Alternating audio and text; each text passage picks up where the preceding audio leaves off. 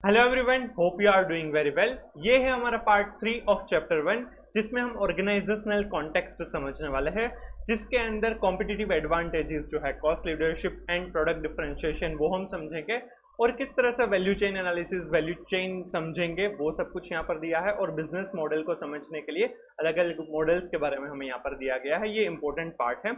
और इसी के साथ हम टेस्ट योर अंडरस्टैंडिंग में एक केसलेट बेस्ड एमसीक्यू क्वेश्चन दिया हुआ है, तो वो भी हम यहाँ पर कवर अप करने वाले हैं। राइट, ऑलरेडी मैंने 2 पार्ट्स कवर अप कर दिए हैं, जिसमें हमने आगे के जो कॉन्सेप्ट्स थे, जिसमें स्ट्रेटेजिक कॉस्ट मैनेजमेंट क्या है, ट्रेडिशनल कॉस्ट मैनेजमेंट, उसके लिमिटेशंस, उन दोनों के बीच का difference, value chain analysis, strategic positioning analysis, cost driver analysis, और हमने मॉडल टेस्ट पेपर जो आईसीआई ने इशू किए हैं उसमें से एक केस सिनेरियो सोल्व किया था। होपफुली वो सारे ही वीडियोस आपने देख लिए होंगे। राइट, तो चलिए अब आगे बढ़ते हैं। पेज नंबर 1.19 पर है ऑर्गेनाइजेशनल कॉन्टेक्स्ट, तो वो हम समझते हैं। स्ट्रेटेजिक कॉस्ट मैनेजमेंट है, उसमें कॉस्ट को मैनेज किया जाएगा, कॉस्ट को रिड्यूस किया जाएगा, स्ट्रेटेजिकली किया जाएगा। राइट, तो स्ट्रेटेजिक मैनेजमेंट का यहाँ पर यूज किया जाता है, जो आपने सीए इंटर में पढ़ा है, तो वो बहुत सारे कॉन्सेप्ट भी यहाँ पर हम अप्लाई करने वाले हैं विथ कॉस्टिंग डेटा। राइट, यहाँ पर हम समझने वाले हैं कि ऑर्गेनाइजेशनल कॉन्टेक्स्ट, जो ऑर्गेनाइजेशन है उसके बारे में हम समझेंगे, उसके बारे में इंफॉर्मेशन लेंगे और स्ट्रेटेजिक कॉस्ट मैनेजमेंट करेंगे। Strategic cost management is the analysis of cost in broader context, organizational as well as external environmental context. Organization internally भी देखेंगे कि क्या हम किस तरह से strategic cost management through competitive advantage achieve कर सके, और एक्सटर्नल एनवायरनमेंट को भी कंसिडर करेंगे। ट्रेडिशनल कॉस्ट मैनेजमेंट में सिर्फ इंटरनल डेटा पर ही कंसिडर किया जाता था। Where the strategic elements become more conscious, explicit and formal.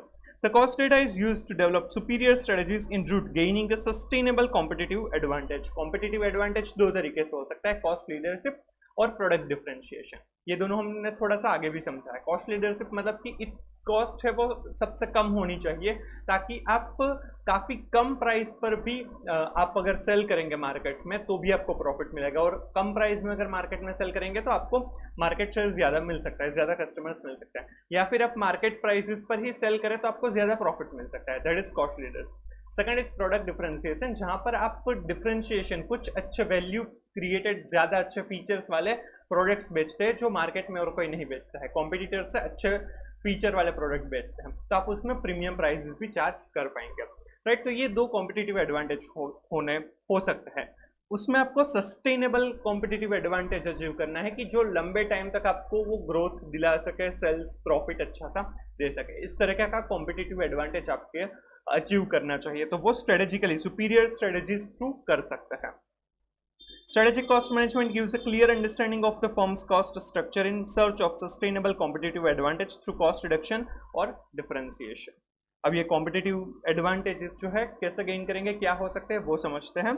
A competitive advantage is the ability of an organization to outperform its competitors and make more profits than its competitors do from an equivalent set of activities through superior performance. Gaining and maintaining a competitive advantage over a period of time is challenging for organizations in the global economy with the speed of competition and information exchange possible today. Competitive advantage achieve हो सकता है, but वो sustainable competitive advantage achieve करना, वो gain करना, वो maintain करना काफ़ी डिफिकल्ट है, क्योंकि आज के ज़माने में ग्लोबली कॉम्पिटिटर्स बढ़ गए हैं। राइट, और जिस तरह से कंपटीशन और इंफॉर्मेशन एक्सचेंज होती है वो काफ़ी स्पीडी हो चुकी है, बहुत ही अलग अलग तरीके की कंपटीशन हो सकती है, इसीलिए सस्टेन करना काफ़ी डिफिकल्ट है, तो वो प्रॉपरली होना चाहिए। The role of strategist, including management accountant as a cost engineer, is to engineer superior performance within a given industry in which organization is operating. Strategist जो है उसका रोल काफ़ी इंपॉर्टेंट हो जाएगा, इसमें मैनेजमेंट अकाउंटेंट जो है, कॉस्ट अकाउंटेंट है, उसका भी रोल आएगा, क्योंकि वो भी अपना इनपुट देंगे तभी सस्टेनेबल कॉम्पिटिटिव एडवांटेज गेन कर पाएंगे। A genuine question arises here: how can a strategist increase profitability? The answer lies in having competitive advantage. Companies must research out white space in the industry, which usually means competing on either one of the two fronts, differentiation or cost leaders. Right? अब यहाँ पर ये जो चीज़ है वो आप ignore कर सकते हैं, फिर से रीड नहीं करेंगे तो चलेगा। राइट, सस्टेनेबल कॉम्पिटिटिव एडवांटेज वो सिर्फ आप याद रखना। अब यहाँ पर डिफरेंशिएशन और कॉम्पिटिटिव एडवांटेज के बारे में हम आगे समझेंगे।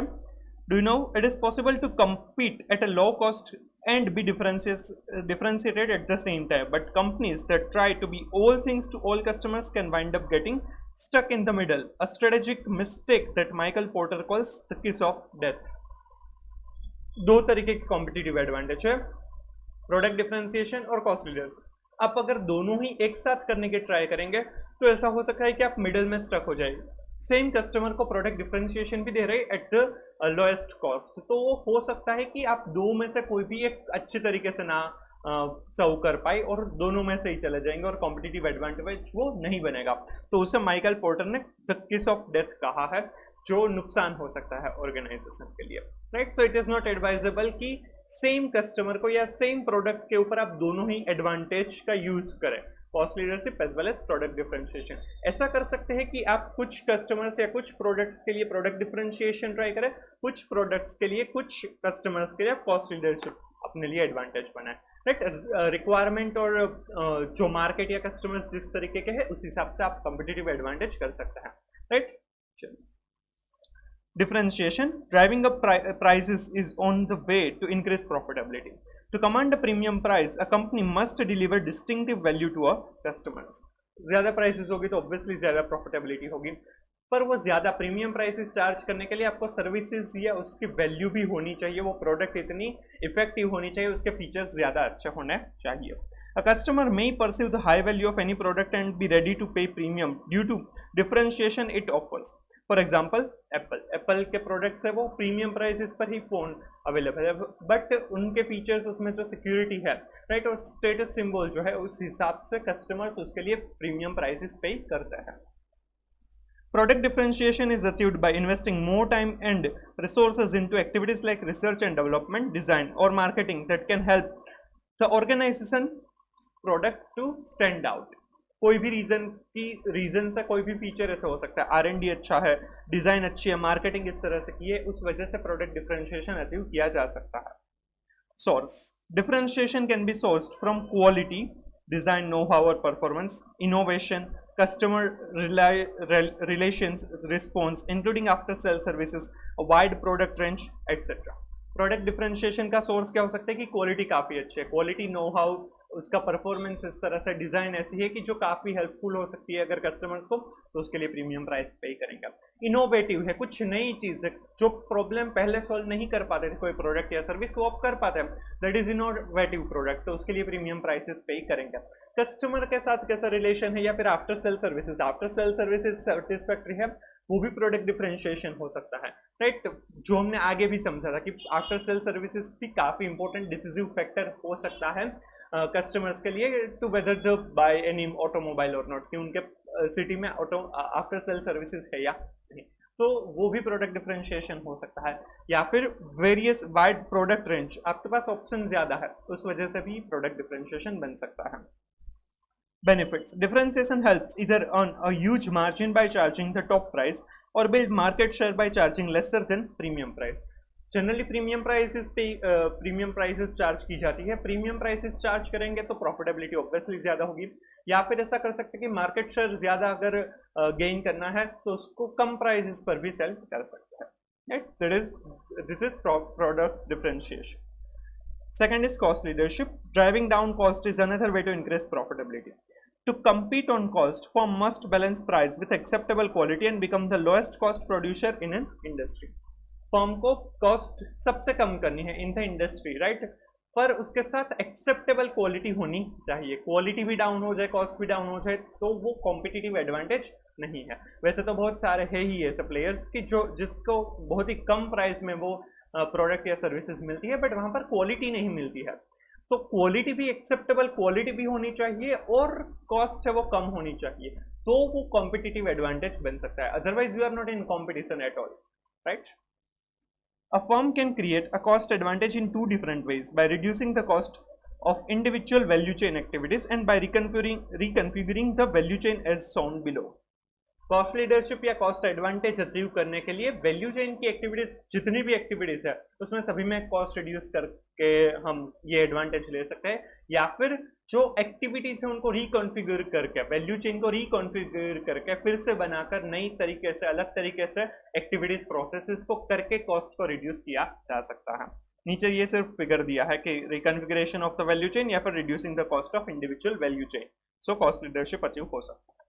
So, cost leadership can be sourced from cost-effective inputs, process innovation, or re-engineering, low-cost distribution channel, superior operation management, learning curve, and the economies of scale. इस तरीके से cost leadership अचीव किया जा सकता है. राइट, कॉस्ट इफेक्टिव इनपुट्स, जो inputs है वो काफ़ी सस्ते हैं. वो मिशन मंगल में आपने देखा होगा कि उसमें जो रॉकेट्स के कुछ पार्ट्स बनाने के लिए उन्होंने कॉस्ट इफेक्टिव इनपुट का यूज़ किया गया था. राइट, और जो फ्यूल का भी वो बंद कर देते थोड़े टाइम के लिए और फिर से वो फ्यूल कर देते, तो प्रोसेस इनोवेशन था. राइट, उन्होंने प्रोसेस में इनोवेशन किया और उस तरीके से फ्यूल को बचाया और कॉस्ट कम किया, रिड्यूस किया था. फिर लो कॉस्ट डिस्ट्रीब्यूशन चैनल आप खुद की डिस्ट्रीब्यूशन चैनल है या फिर दूसरे के यूज कर रहे हैं बट वो लो कॉस्ट डिस्ट्रीब्यूशन चैनल है, तो उस तरीके से हो सकता है. सुपीरियर ऑपरेशन मैनेजमेंट जो कर रहे हैं, ऑपरेशन जिस तरह से हो रहा है वो सुपीरियर, वो इतना अच्छा इफेक्टिव है जिस वजह से कुछ लॉसेस कम हो गए, तो उस वजह से भी कॉस्ट रिड्यूस हो सकता है. लर्निंग को मतलब कि अगर कोई भी काम रिपीटेटिवली किया जाता है तो उसमें उसको जो काम करने का टाइम है वो कंपैरेटिवली कम हो जाता है.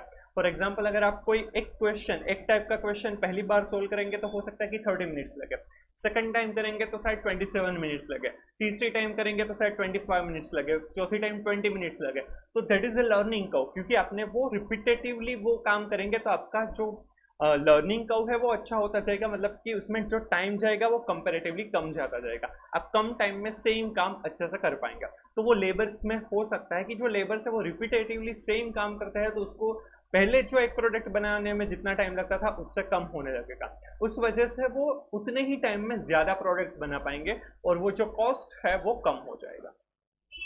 और द इकोनॉमीज ऑफ स्केल मतलब एक साथ ज्यादा परचेस करेंगे तो वो जो बल्क परचेस का डिस्काउंट मिलता है वो बेनिफिट मिल पाएगा. या फिर ये प्रोडक्शन में भी हो सकता है कि बल्क प्रोडक्शन से जो कॉस्ट बचता है सेटअप वगैरह का, तो उसका बेनिफिट मिल सकता है. तो इस तरीके से cost leadership, cost advantage achieve किया जा सकता है.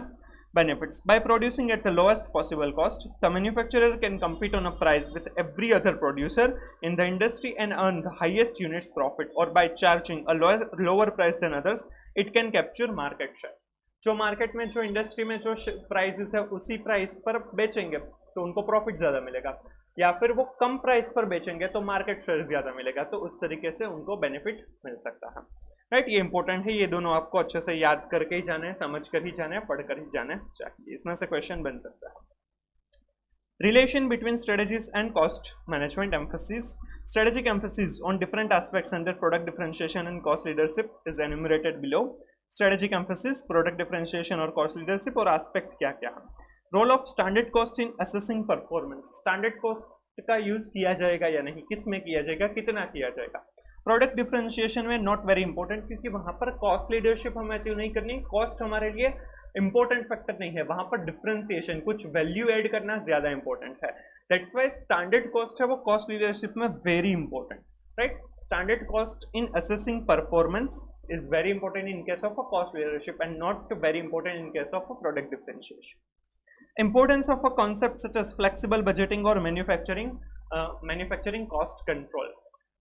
फ्लेक्सिबल बजट की कितनी प्रोडक्शन होगा तो कितना बजट होना चाहिए, कितना एक्सपेंस होना चाहिए, या फिर कॉस्ट कंट्रोल करना, स्टैंडर्ड कॉस्ट को डिटरमाइन करना, एक्चुअल कॉस्ट कितना है वो रिव्यू करना और उन दोनों का कंपेयर करके कॉस्ट को कंट्रोल करना, वो सारी चीजें कॉस्ट लीडरशिप में ज्यादा इंपॉर्टेंट है, प्रोडक्ट डिफरेंशिएशन में इतनी इंपॉर्टेंट नहीं है. राइट, सो प्रोडक्ट डिफरेंशिएशन में मॉडरेट टू लो, उसमें मीडियम से लो लेवल पर उसका इंपॉर्टेंस रहेगा, जबकि कॉस्ट लीडरशिप में high to very high. Perceived importance of meeting budgets, budget को अचीव करना, उसको मीट करना कॉस्ट लीडरशिप में ज्यादा इंपॉर्टेंट है, जबकि प्रोडक्ट डिफरेंशिएशन के केस में कम इंपॉर्टेंट है. Moderate to low, high to very high. हाँ, मतलब यहाँ पर भी कॉस्ट को इंपॉर्टेंस दिया जाएगा, बट वो कॉस्ट लीडरशिप अचीव नहीं करनी है. कॉस्ट भी रीजनेबल एक्सेप्टेबल होनी चाहिए, बहुत ही ज्यादा नहीं होनी चाहिए, क्योंकि कुछ तो प्रॉफिट के लिए भी हमें, मार्जिन के लिए भी हमें स्पेस रखनी होगी. राइट, कुछ भी प्राइस तो चार्ज नहीं कर सकेंगे, वो प्राइस भी कुछ फिक्स हो सकती है, इसीलिए कॉस्ट को भी विद इन अ बजट रखना होगा. बट उसमें मेन एस्पेक्ट जो है प्रोडक्ट डिफरेंशिएशन के केस में वो कॉस्ट के ऊपर नहीं होगा, कॉस्ट लीडरशिप के केस में बजट, कॉस्ट कंट्रोल, वो सब कुछ सबसे इंपॉर्टेंट होगा. Importance of making importance of marketing cost analysis. Marketing के ऊपर फोकस प्रोडक्ट डिफरेंशिएशन में ज्यादा किया जाता है क्योंकि उनकी प्रोडक्ट कुछ अलग है, राइट, इसीलिए उसको मार्केट करना ज्यादा जरूरी है। So critical to success, product differentiation को सक्सेस मिलने के लिए मार्केटिंग कॉस्ट एनालिसिस काफी इंपॉर्टेंट है, जबकि कॉस्ट लीडरशिप में relatively less important. Sorry. Importance of product cost as an input to pricing decision. Product cost मतलब कि टोटल कॉस्ट वो प्रोडक्ट प्रोड्यूस करने के लिए जितना भी हुआ है, तो उससे प्राइसिंग डिसीजन लिया जाएगा। तो उसके लिए प्रोडक्ट कॉस्ट का कितना इंपॉर्टेंट है, तो वो जनरली कॉस्ट लीडरशिप में ज्यादा रहेगा क्योंकि प्रोडक्ट कॉस्ट के बेसिस पर ही प्राइसिंग डिसीजन लिया जाएगा। अगर उनको मार्केट प्राइस कम रखनी है और मार्केट शेयर को ज्यादा अगर कैप्चर करना है, तो वो जितनी प्रोडक्ट कॉस्ट है उसी के बेसिस पर उसकी कितनी सेलिंग प्राइस रहेगी वो डिसाइड कर पाएंगे। तो उसके लिए प्रोडक्ट कॉस्ट काफी इंपॉर्टेंट हो जाएगा, जबकि प्रोडक्ट डिफरेंशिएशन में उसका इंपॉर्टेंस कम है। Importance of competitor cost analysis. Competitor की कॉस्ट कितनी है, वो कितने में बनाते हैं, प्रोड्यूस करते हैं, राइट। अगर कॉम्पिटिटिव एडवांटेज लेना है तो कॉम्पिटिटर से ही बेटर होना है, तो वो कॉस्ट के बारे में अगर होगा तो वो कॉस्ट लीडरशिप के लिए इंपॉर्टेंट है। प्रोडक्ट डिफरेंशिएशन में तो आप कॉम्पिटिटर्स से बेटर वैल्यू, बेटर प्रोडक्ट आप प्रोवाइड कर रहे हैं, तो उसमें कॉस्ट एनालिसिस इतना इंपॉर्टेंट नहीं है। कॉम्पिटिटर का कॉस्ट एनालिसिस कॉस्ट लीडरशिप के केस में ज्यादा इंपॉर्टेंट है, प्रोडक्ट डिफरेंशिएशन के केस में कम इंपॉर्टेंट है। समझ में आ रहा है? तो मतलब कि जो कॉस्ट लीडरशिप है उसमें कॉस्ट रिलेटेड इंफॉर्मेशन, वो एस्पेक्ट्स को ज्यादा ध्यान में लिया जाता है। प्रोडक्ट डिफरेंशिएशन के केस में कॉस्ट से ज्यादा important features, value creation, marketing, उसके ऊपर फोकस किया जाएगा। ये टेबल भी इंपॉर्टेंट है, इसमें से क्वेश्चन एमसीक्यू बन सकता है। The competitive advantage can be sourced from product differentiation or cost leadership, either by reconfiguring the value chain or by reducing the cost of each individual value chain activity. Hence, conducting a value chain analysis is essential in both scenarios. So, another question arises here. How to conduct a value chain analysis? Competitive advantage, whether product differentiation or cost leadership, दोनों ही achieve करने के लिए value chain analysis करना जरूरी है। Value chain analysis हमने first lecture में समझा था, राइट। वैल्यू चेन एनालिसिस में क्या किया जाता है कि जो प्राइमरी एक्टिविटीज और जो सपोर्ट और सेकेंडरी एक्टिविटीज है उनको आइडेंटिफाई किया जाता है, और उसमें से कौन सी एक्टिविटीज वैल्यू एडेड है और कौन सी नॉन वैल्यू एडेड एक्टिविटीज है वो ध्यान में रख के नॉन वैल्यू एडेड एक्टिविटीज को एलिमिनेट किया जाता है और वैल्यू एडेड एक्टिविटीज को इंप्रूव किया जाता है। नॉन वैल्यू एडेड एक्टिविटीज को अगर हम कम कर देंगे, एलिमिनेट कर देंगे, तो वहां पर हमारा कॉस्ट बचेगा, and that is a cost leadership और कॉस्ट एडवांटेज। और वैल्यू एडेड एक्टिविटीज है उनको अगर हम इंप्रूव करेंगे तो वो प्रोडक्ट डिफरेंशिएशन बन जाएगा, आपकी प्रोडक्ट है वो ज्यादा अच्छी बन जाएगी, स्ट्रॉन्ग बन जाएगी। So that is a product differentiation. इसीलिए वैल्यू चेन एनालिसिस करना जरूरी बन जाएगा। तो कैसे वैल्यू चेन एनालिसिस करेंगे? The 3 steps involved in conducting value chain analysis. Identify value chain activities. कौन से वैल्यू चेन एक्टिविटीज है उसको सबसे पहले आइडेंटिफाई कीजिए। Determine the cost and value of activities. वो जो आइडेंटिफाई की है वैल्यू चेन एक्टिविटीज में एक्टिविटीज, उसकी कॉस्ट और वैल्यू कितनी है। Identify opportunities for competitive advantage. और वो जो एक्टिविटीज है उसमें कहां पर अपॉर्चुनिटीज है to get the competitive advantage, right. कहां पर कॉस्ट कम कर सकते हैं, कहां पर हम प्रोडक्ट डिफरेंशिएशन कर सकते हैं, वो देखना होगा। चलिए ये अब तीनों स्टेप्स इन डिटेल समझते हैं।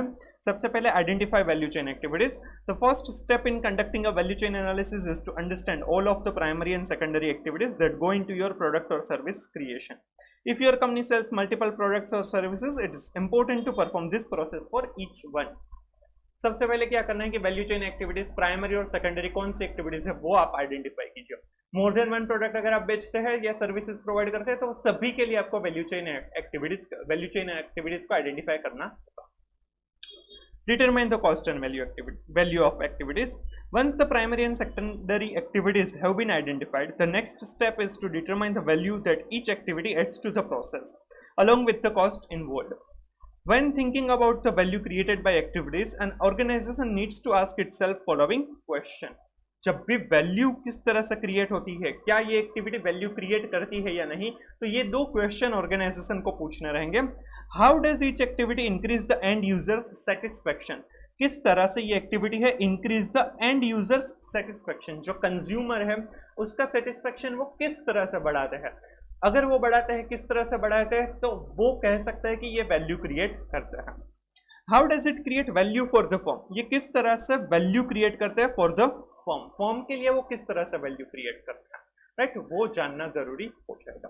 जैसे कि अगर ये मैं अपनी यूट्यूब चैनल की बात करूं तो मैं आपको लेक्चर्स प्रोवाइड करता हूँ, राइट। अगर ये लेक्चर्स से आप एग्जाम देते हैं और एग्जाम में पास हो जाते हैं, that is the end users satisfaction, right. उस तरह से ये लेक्चर अच्छे है, वो देखकर आप पास हो गए तो वो वैल्यू क्रिएट किया।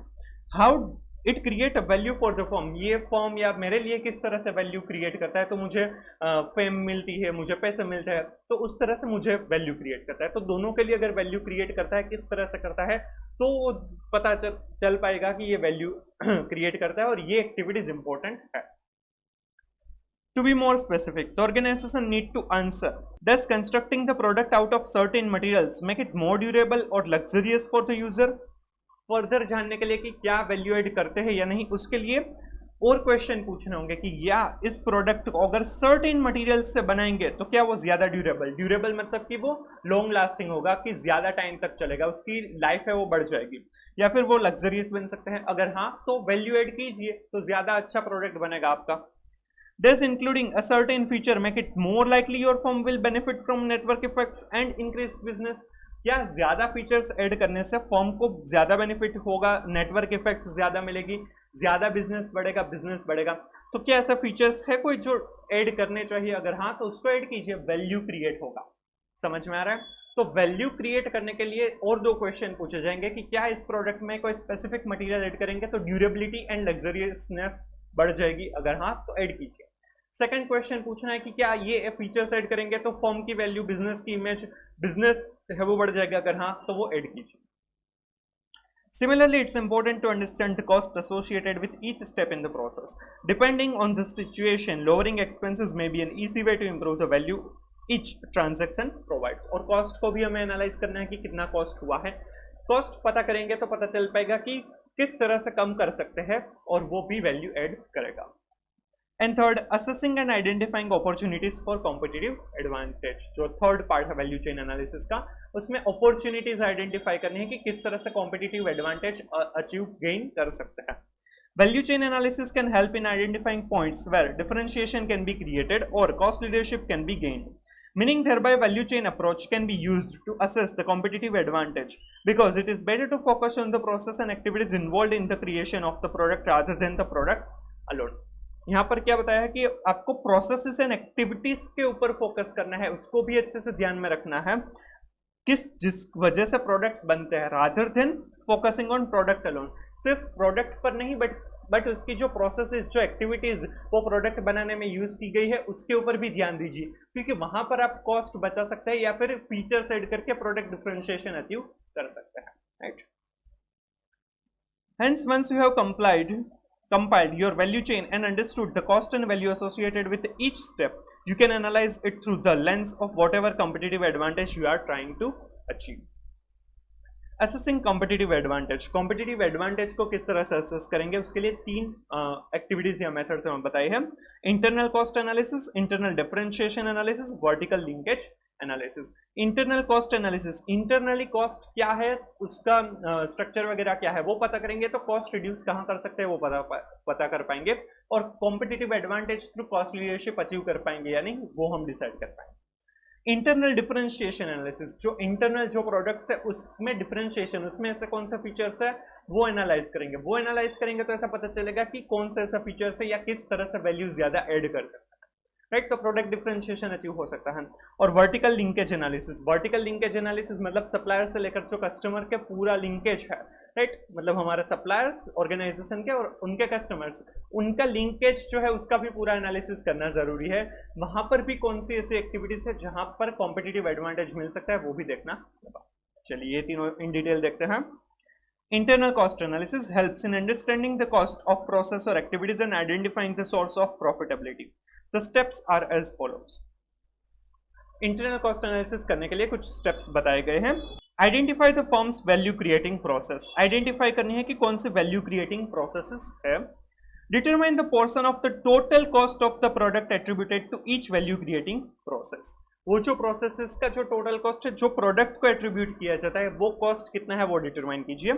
Identify the cost driver of each process. Cost driver मतलब कि जिस वजह से कॉस्ट है वो इंक्रीज डिक्रीज होता है, तो वो फैक्टर्स क्या है वो आइडेंटिफाई कीजिए।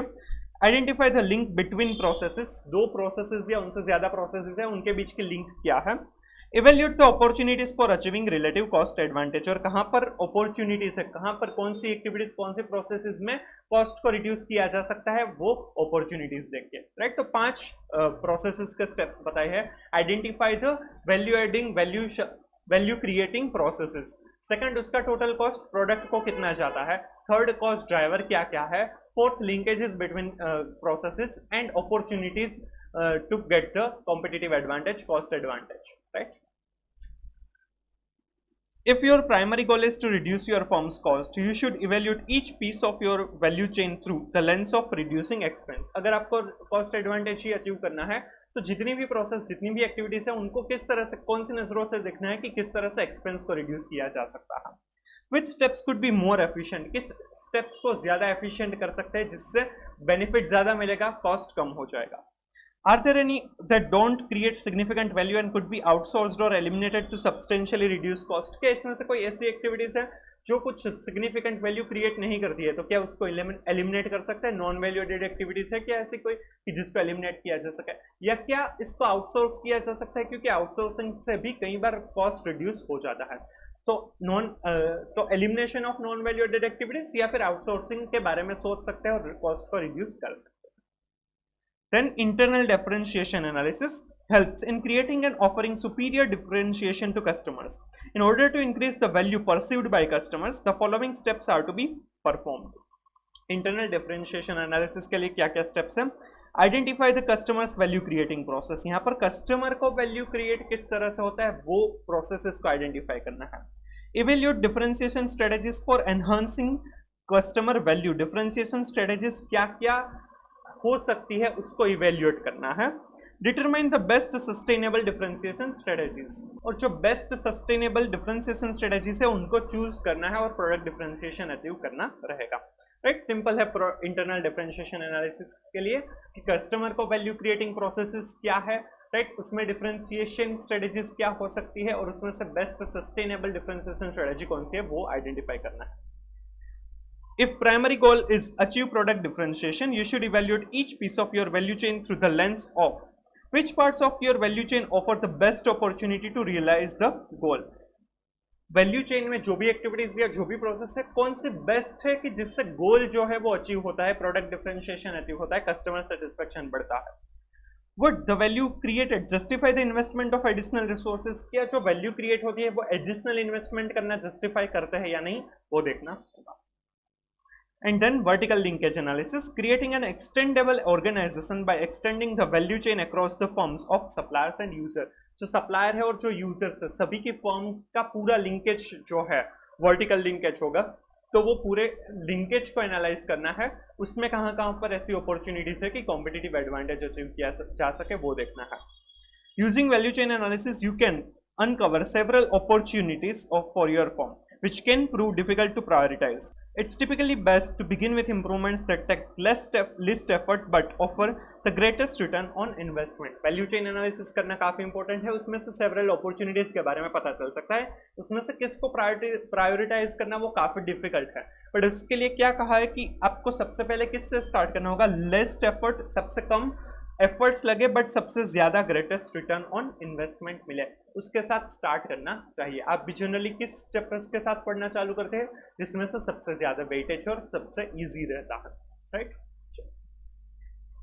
तो वैल्यू चेन एनालिसिस के लिए हमें 3 चीजें बताई, राइट, किस तरह से हम कॉम्पिटिटिव एडवांटेज को अचीव करने के लिए 3 तरीके से वैल्यू चेन एनालिसिस कर सकते हैं, राइट। उसमें हमें सबसे पहले बताया था कि identify the value chain activities, then identify determine the cost and value of each value chain activities, and third हमें बताया था कि वो वैल्यू चेन की जो एक्टिविटीज है उसमें कहाँ पर अपॉर्चुनिटीज है। वो अपॉर्चुनिटीज के लिए 3 चीजें हमें बताई, internal cost analysis, internal differentiation analysis and vertical linkage analysis, right. We already discussed in the previous section of this chapter of the value chain analysis 3 steps explained above. ये 3 steps जो हमने अभी discuss करें, requires a strategic framework that can collect a variety of strategic information that will be used while performing the above 3 steps, especially the third one.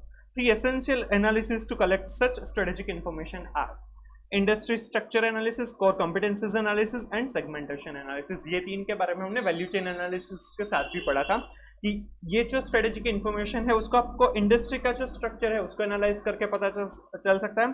Core कंपिटेंसेस, आपकी क्या core कंपिटेंसेस है उसको ध्यान में रखेंगे, और सेगमेंटेशन, कस्टमर के सेगमेंट्स क्या है वो ध्यान में रख के पता चल सकता है, जो आगे के पार्ट में हम कवर अप करेंगे, इन तीनों का एक्सप्लेनेशन है वो। For creating a sustainable competitive advantage, in-depth analysis of value proposition is essential, for which Osterwalder's business model canvas can be helpful. But prior to move on to the Osterwalder's business model canvas, it is important to consider what business model is or what consists of. Business model canvas का use करके आप competitive advantage achieve कर सकते हैं, वो कैसे, वो आगे हम समझने वाले हैं। बिजनेस मॉडल क्या है पहले तो। A business model explains how a business works and the economic logic behind it. Business किस तरह से काम करता है और इकोनॉमिक लॉजिक जो भी उनका रेवेन्यू कॉस्ट वगैरह है वो किस तरह से चलता है वो सब कुछ पता चलेगा। It is a way of representing and communicating how an organization creates value for itself while delivering products or services to customer. Business model से ये पता चल सकता है कि वो जो कस्टमर को प्रोडक्ट या सर्विसेज ऑफर करते हैं उनसे खुद के लिए क्या वो वैल्यूज है वो क्रिएट करते हैं। Margareta proposed that a business model should include all the activities associated with two key components: producing or making something and selling something. जो पहले कोई था मार्गरेटा, उन्होंने बताया था कि बिजनेस मॉडल में क्या हम प्रोड्यूस करते हैं और क्या सेल करते हैं, वो बिजनेस मॉडल था। But in 2008, Johnson along with Christensen and Kangberman extended the scope and proposed that a business model also needs a value proposition. A business model should contain three components: customer value proposition, customer का value proposition क्या है, profit formula, and key resources and processes. Around 5 years later, in May 2013, Alexander Osterwalder further extended the scope and coverage of business model by suggesting the business model canvas, जो हमें आगे समझना रहेगा। Right, ये history है, ये कुछ काम की नहीं है, किसने क्या दिया था, पहले क्या बताया था, वो आप नहीं पढ़ेंगे तो चलेगा, ये इग्नोर कर सकते हैं। हमें जो ओस्टरवाल्डर्स बिजनेस मॉडल कैनवास समझना है वो हमारे लिए इंपॉर्टेंट है। Alexander Osterwalder proposed a 9-element business model canvas wherein 4 elements pertaining to cost, key partners, key activities, key resources and cost structure on the left side of the canvas are connected to another 4 elements pertaining to revenue, customer relationships, channels, customer segments and revenue streams on the right side of the canvas through the 9th element which is value proposition as shown in figure. तो यहाँ पर ये 9 element से ये पूरा canvas बनाया हुआ है। की पार्टनर्स, कौन से ऐसे पार्टनर्स है की पार्टनर्स बनेंगे जो बिजनेस में कुछ ना कुछ वैल्यू ऐड करते हैं, जो रिसोर्सेज प्रोवाइड करते हैं। की एक्टिविटीज, क्या ऐसी प्रोसेसेस और एक्टिविटीज है जो मेन है जिसके बिना काम नहीं हो सकता है। कि रिसोर्सेज, क्या रिसोर्सेज जैसे मटेरियल, लेबर वगैरह जो भी है, ये पूरा बनेगा कॉस्ट स्ट्रक्चर। ये तीनों चीजों से कॉस्ट बनेगा और ये पूरा कॉस्ट स्ट्रक्चर बनेगा, राइट। फिर रेवेन्यू किस तरह से आएगा, कस्टमर रिलेशनशिप, कस्टमर के साथ किस तरह से रिलेशनशिप मेंटेन की जाती है, चैनल्स क्या है, through distribution for the products या फिर रेंडरिंग ऑफ सर्विसेज, कस्टमर के सेगमेंट्स क्या है, मार्केट सेगमेंट्स क्या है, कस्टमर्स के सेगमेंट्स क्या है, और इससे बनेगा रेवेन्यू। ये सारी रेवेन्यू स्ट्रीम्स बनेगी और ये कॉस्ट और रेवेन्यू स्ट्रीम से वैल्यू प्रोपोजिशन डिसाइड होगा कि क्या वैल्यू जनरेट करते हैं। ये पूरा कैनवास मॉडल है, ये इन डिटेल समझेंगे तो आपको ये पूरा अच्छे से समझ में आ जाएगा। ये इंपॉर्टेंट है, इसमें से क्वेश्चन आ सकता है और ये नया पॉइंट है जो ओल्ड कोर्स में आई थिंक नहीं था। Business model canvas helps the firm to map, discuss, design and develop robust business models. Business model canvas helps users visualize what is important and forces them to address key areas that are relevant from the point of view of strategy as well as performance. क्या होगा कि ये जो पूरा canvas है उसमें जो भी इंपॉर्टेंट चीजें हैं वो मेंशन कर दी जाएगी पूरे एक बोर्ड पे या फिर सॉफ्टवेयर में, कहीं पर भी ये पूरा कैनवास है उसमें जो भी नेसेसरी इंफॉर्मेशन है वो मेंशन कर दी जाएगी। इसीलिए स्ट्रेटेजीज अच्छे से बना पाएंगे क्योंकि जो इंपॉर्टेंट है वो इस पर मेंशन किया होगा। जैसे कि आप भी अगर पढ़ते हैं तो कई बार स्टिकी नोट्स या फिर बोर्ड पर लिख देते अपने गोल्स क्या है, क्या करना है, क्या बाकी है, वो सब कुछ इसी तरीके से। सबसे पहला एलिमेंट है customer segments, describe who the customer of a business are and why they buy from it. Segmentation is discussed in detail in the next section of this chapter. Customer segments की कौन business को कहां पर काम करना है, कौन से सेगमेंट्स के लिए काम करना है वो यहां से पता चलेगा। कस्टमर का कौन सा सेगमेंट है जिसको सर्व किया जाता है। सेगमेंटेशन आगे हम समझने वाले हैं।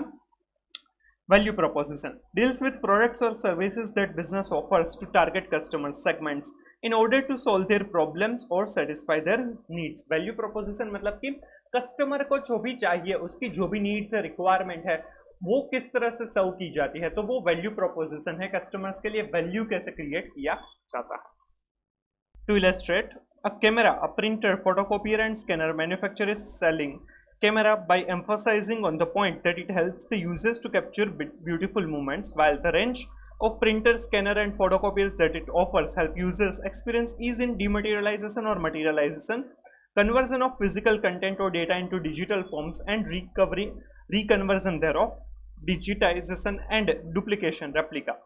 जो एक कंपनी है जो कैमरा भी बेचती है और प्रिंटर, फोटोकॉपियर वगैरह भी बेचती है, तो जो कैमरा है उसका पर्पस क्या है, उससे क्या वैल्यू क्रिएट होता है कि मूवमेंट्स जो है, ब्यूटीफुल मूवमेंट्स को कैप्चर किया जा सकता है, प्लस इस तरह के वीडियोस जो है वो भी कैप्चर किए जा सकते हैं, सिंपल राइट। तो वैल्यू क्रिएशन अलग अलग था। प्रिंटर, फोटोकॉपियर्स और स्कैनर है, उससे क्या वैल्यू क्रिएट होता है कि जो मटेरियल है वो उसका जो भी डिजिटाइजेशन करना है, राइट, तो वो कर सकते हैं स्कैनर थ्रू, राइट, स्कैन किया जो भी डॉक्यूमेंट है उसको, तो वो डिजिटाइज हो गया। फोटोकॉपियर से डुप्लीकेट फोटोकॉपी मिलती है, प्रिंटर से वो प्रिंट होता है कि जो पहले सॉफ्ट कॉपी में जो था वो हार्ड कॉपी पेपर फॉर्म में आपको डेटा अवेलेबल होता है, तो वो डेटा मटेरियल के लिए पर्पस के लिए है, तो उससे वैल्यू क्रिएट अलग तरीके से होती है, right. Hence, value proposition include creating or capturing memories, keeping and retrieving records। तो सभी के जो प्रोडक्ट है उस वाइज अलग अलग वैल्यू क्रिएशन होगा।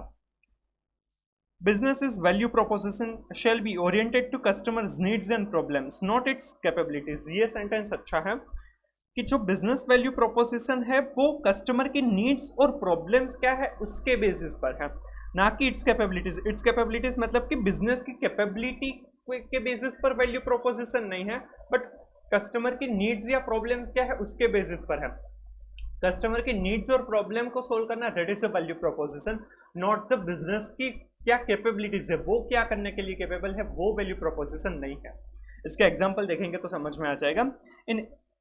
In 11th grade, your school and teacher taught you bookkeeping. Despite the fact that they are capable of teaching analysis of financial statements or even accounting for virtual digital assets or any other advanced topic on said day। आपको जब भी school में थे या फिर teacher, right, जो 11th grade में थे, तो आप उन्होंने आपको क्या सिखाया, book keeping, right, journal entries, ledger posting, वो किस तरह से होता है, फाइनल अकाउंट भी सिखाया था। बट आपको उसी टाइम पर वर्चुअल असेट्स जो है, राइट, क्रिप्टो करेंसी का किस तरह से अकाउंटिंग किया जा सकता है या फिर फाइनेंशियल स्टेटमेंट को किस तरह से एनालाइज करना है, वो सब कुछ नहीं सिखाया था। वो टीचर शायद वो करने के लिए कैपेबल थे, बट उस टाइम पर जो कस्टमर्स मतलब कि जो आप स्टूडेंट्स हैं, आपकी नीड्स या आपकी रिक्वायरमेंट वो नहीं थी, आपको उस टाइम पर सिर्फ बुक कीपिंग ही सीखना था। समझ में आ रहा है? तो बिजनेस की कैपेबिलिटीज के ऊपर नहीं डिपेंड करता है कि क्या वैल्यू प्रोपोजिशन है, बट कि कस्टमर्स की जो नीड्स है उसके ऊपर डिपेंड करता है। मैं भी आपको अभी क्या पढ़ा रहा हूँ, SCPM, right, strategic cost and performance management, क्योंकि आपकी अभी रिक्वायरमेंट वो है। मैं ऑडिट भी पढ़ा सकता हूँ, बट अभी मैं ऑडिट नहीं पढ़ा रहा हूँ, राइट। वैल्यू प्रोपोजिशन अभी क्या है, strategic cost and performance management. Certain automobile or e-vehicle manufacturer can manufacture cars that have autopilot mode. Are there enough customer who really wants such a car? Right? जो automobile वाले हैं, right, वो ई-व्हीकल्स बेचते हैं, तो वो ऑटो पायलट मोड भी कर सकते हैं, बट क्या सारे कस्टमर्स को उसकी रिक्वायरमेंट है या नहीं? अगर नहीं है तो फिर वो बनाने की जरूरत नहीं है, right. Cars from certain premium brands have top speed ranging from 340 to 325 km per hour. Do drivers or passengers actually require this, especially in the context of road infrastructure? Speed इतनी हो सकती है 340 टू 325 किलोमीटर पर आवर, क्या customers को क्या इतनी requirement है, और रोड इंफ्रास्ट्रक्चर क्या उसको अलाउ करेंगे? नहीं, तो वो फिर वो वैल्यू प्रपोजिशन नहीं है। समझ में आ रहा है? तो वैल्यू प्रपोजिशन कस्टमर की नीड्स, उसकी रिक्वायरमेंट के हिसाब से, उसकी प्रॉब्लम जो है उसके हिसाब से होनी चाहिए, ना कि कैपेबिलिटीज क्या है बिजनेस की, राइट। इसमें से कुछ क्वेश्चन बन सकता है। Channels deals with distribution channels using which business will deliver the product or render services to their customers. Earlier there were only physical channels, but now virtual or digital channels such as the web, cellular, mobile and cloud etc. have come into existence. Channels मतलब किस तरह से product या फिर services को deliver किया जाता है। पहले सिर्फ फिजिकल चैनल्स थी, अब वो virtual digital services, digital channels भी हो चुकी है, राइट। ये जो हम लेक्चर्स में प्रोवाइड कर रहा हूँ वो भी डिजिटल ही है, राइट। यूट्यूब जो आप कहीं से भी देख सकते हैं। Digital products such as antivirus software and subscriptions to some websites are delivered digitally rather than through physical mode. Right, antivirus है या कुछ ऐसे सब्सक्रिप्शन मोड है, वो सब कुछ डिजिटली ही प्रोवाइड किया जाता है, उसकी चैनल सिर्फ डिजिटल है, फिजिकल करने की जरूरत नहीं. राइट, समझ में आ रहा है ना. फिर है customer relationship. Deal with interaction. It basically answers how we get customers, keep them and grow them. Customer के साथ रिलेशनशिप, किस तरह से कस्टमर मिलेंगे, किस तरह से उनको खुश रखेंगे और उससे ग्रो करेंगे, कस्टमर्स को ग्रो करेंगे. Customer relationship management came into the play here. Customer relationship management, CRM. Some business send promotional content, a push mode of communication with customers. Other do not. A pull mode of communication with customer.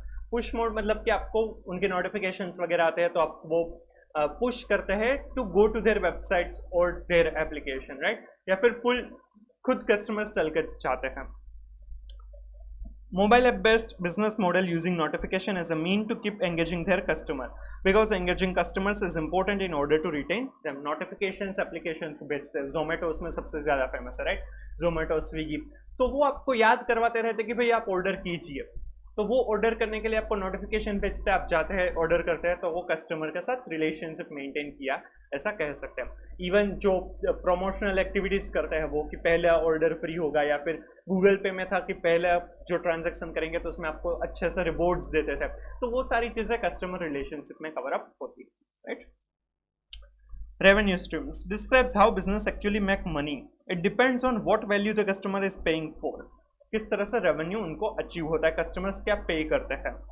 Here the strategy to capture the value becomes significant. It may be a direct sell, transaction based price, use and pay, that is postpaid telephone bill, electricity, freemium, license और subscription mode, right. Transaction based price मतलब जितना use करेंगे उतना आपका expense है वो कम होता जाएगा, जैसे कि मतलब कि आपका यूसेज जितना बढ़ेगा उतना आपको पे करना होगा, जैसे कि पोस्ट पेड टेलीफोन बिल, जितने कॉल्स किए उतना एक्सपेंस आएगा, इलेक्ट्रिसिटी जितने यूनिट्स आपने यूज किए उतना बिल आएगा. प्रीमियम, कुछ चीज़ें फ्री होगी कुछ प्रीमियम होगी, जैसे कि यूट्यूब पर ही है कि आप ये वीडियोस अगर आपने प्रीमियम यूट्यूब प्रीमियम नहीं लिया है तो ये फ्री है आपके लिए.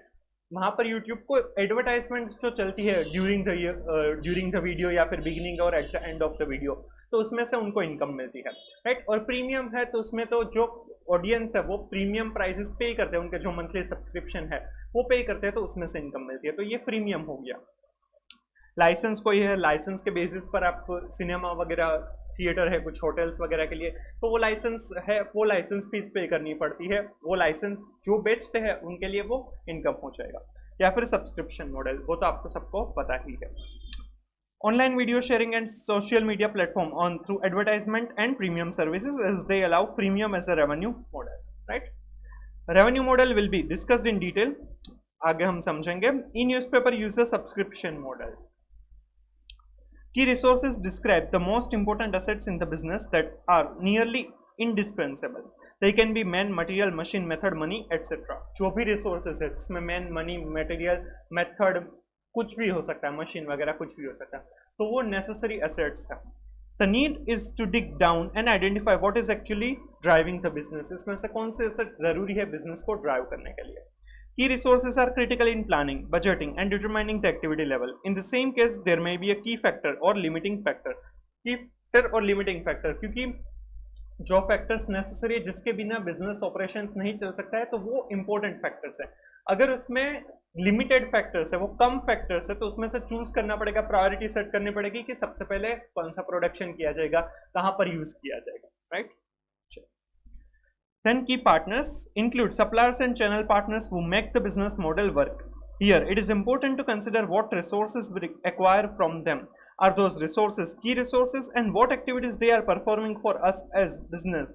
Are these activities key activities or not? Key partners, suppliers वगैरह जो है, चैनल पार्टनर्स जो है, वो क्या की रिसोर्सेज है या नहीं, की पार्टनर्स है या नहीं, क्या वो की रिसोर्सेज प्रोवाइड करता है, वो जो भी एक्टिविटीज परफॉर्म करता है क्या वो की एक्टिविटीज है या नहीं, वो हमें डिटरमाइन करना होगा.